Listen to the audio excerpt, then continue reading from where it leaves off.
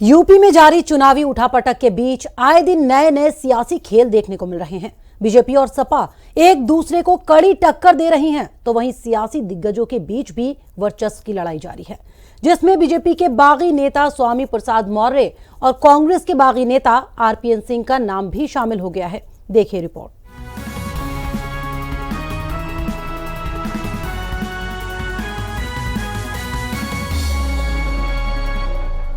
चुनावी मौसम में बीजेपी ने एक दाव से पूर्वांचल की सियासी सरगर्मियां तेज कर दी हैं। बीजेपी ने न केवल चुनावी मौसम बनाने की दिशा में एक बड़ा कदम बढ़ा दिया, बल्कि साथ छोड़ने वाले स्वामी प्रसाद मौर्य को उनकी ही सीट पर घेरने की कोशिश भी की है। इसे सपा के गैर यादव ओबीसी फैक्टर को चैलेंज करने की कोशिशों के तहत बीजेपी का बड़ा दाव माना जा रहा है।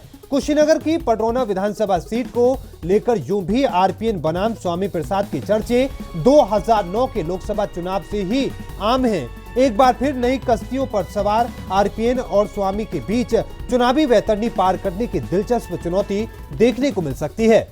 2009 के लोकसभा चुनाव में बीएसपी की टिकट पर स्वामी प्रसाद मौर्य, जबकि कांग्रेस की ओर से आरपीएन सिंह एक दूसरे के खिलाफ खड़े थे, जिसमें स्वामी प्रसाद मौर्य को आरपीएन सिंह के हाथों करीब 20,000 वोटों के अंतर से शिकस्त झेलनी पड़ी थी।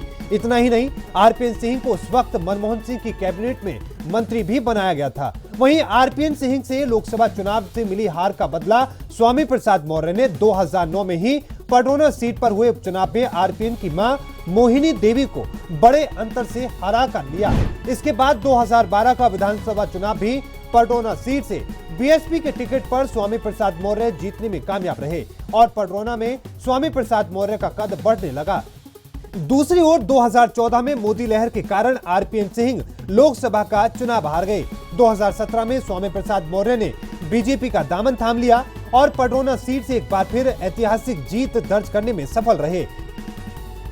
जबकि 2014 के बाद 2019 में भी लोकसभा चुनाव में मिली हार के बाद आरपीएन सिंह की कुशीनगर और खासतौर पर पडरौना की सियासत पर पकड़ ढीली पड़ गई।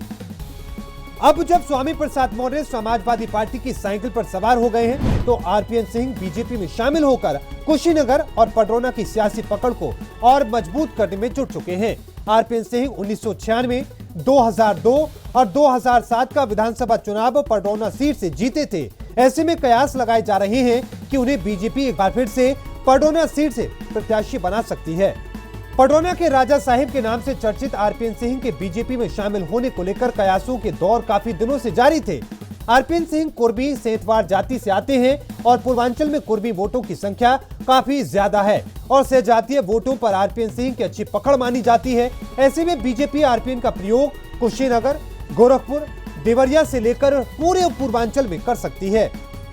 आरपीएन सिंह का बीजेपी में शामिल होना स्वामी प्रसाद मौर्य के लिए चिंता का सबब माना जा रहा है, क्योंकि आरपीएन सिंह 2014 और 2019 जिस बीजेपी और पीएम मोदी के लहर के कारण चुनाव में हारे थे, उसी बीजेपी के साथ अब नई पारी की शुरुआत करने जा रहे हैं। तो वहीं जिस मोदी लहर के साथ जुड़कर 2017 में स्वामी प्रसाद मौर्य ने अपना कद ऊंचा किया, वो अब उसी के खिलाफ खड़े हैं। Bureau report, R9 news.